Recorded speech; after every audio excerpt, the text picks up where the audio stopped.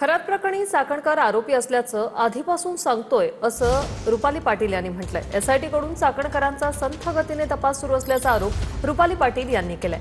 काही सत्ताधारी लाभार्थी असल्यामुळे चौकशीला वेळ लागतोय असाही टोला त्यांनी लगावलाय। रुपाली चाकणकर खास करून त्या आरोपी आहेत हे आम्ही पहिल्यापासून सांगतोय तुम्हाला। एसआयटीने त्याच्यासाठी संथ गतीने त्यांचा तपास चालू आहे, पण देर आहे दुरुस्त आहे आणि तो तपास त्यांना करून त्याच्यामध्ये ऑलरेडी एसआयटीकडे अनेक जे धागे दोरे सापडलेले आहेत ते चाकणकरांच्या संबंधित त्यांच्या प्रतिभा चाकणकर बहिणीच्या संदर्भात मिळालेले आहेत। त्याच्यामुळे त्याच्यात त्या आरोपी 100% आहेतच। रुपाली चाकणकरांना सह आरोपी करा अशी मागणी दत्तात्रय खेमनार यांनी केली आहे। खेमनार यांनी खराच्या कारनाम्याची बातमी वर्षभरापूर्वी वृत्तपत्रात छापली होती आणि त्यावेळी चाकणकरांनी दबाव आणल्याचा खेमनार यांनी आरोप केला होता।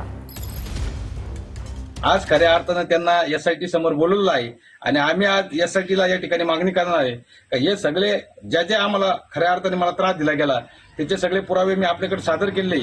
या पुराव्याच्या अनुषंगाने रुपाली चाकणकर यांचा थेट संबंध खरा त्यांच्याशी दिसून आलेला आहे का मुळात एखाद्या भोंदूबाबांनी बातमी छापणं आणि त्या बातमीच्या खुलासा आयोगाकडून एखाद्या पत्रकाराला असं टॉर्चर करणं या ठिकाणी त्या असणाऱ्या संविधानिक पद्धतीचा गैरवापर झाला आहे। त्यामुळं या महिला आयोगाच्या ज्या माजी अध्यक्ष आहे रुपाली चाकणकर यांना त्या एसआयटीने आज चौकशी करून या गुन्ह्यामध्ये सह आरोपी करा अशी आमची मागणी आहे।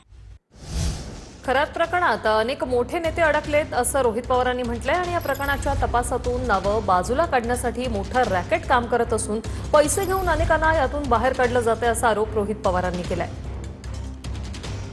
नेमकं ट्विटमध्ये काय म्हटलंय पाहूया। भोंदू खरात प्रकरणात अनेक मोठे नेते अधिकारी व्यावसायिक अडकले आहेत। यामध्ये अनेक मोठे मासे असून इतिहासातील सर्वात काळा अध्याय म्हणून या प्रकरणाची नोंद होणार आहे। प्रकरणाच्या तपासातून नावं बाजूला काढण्यासाठी मोठ्या आर्थिक रॅकेट काम करत असल्याची माहिती समजत आहे। मोठमोठ्या रकमा घेऊन अनेकांना यातून अलगद बाहेर काढलं जात आहे।